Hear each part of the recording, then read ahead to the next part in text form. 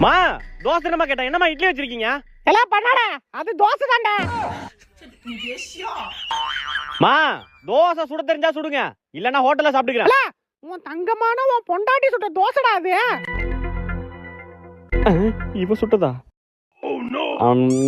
ஆஹா சரியான தோசடி. நான் எங்க அம்மா வீட்டுக்கு போறேன். ஏ சல சல சல என்ன ப்ளீஸ் விடுங்க, ப்ளீஸ் எங்க அம்மா தோசை தாண்டி வீட்டுக்கு தோசை தாண்டி விடுங்க, நான் அம்மா வீட்டுக்கு வாடி விடுங்க. ப்ளீஸ் விடுங்க.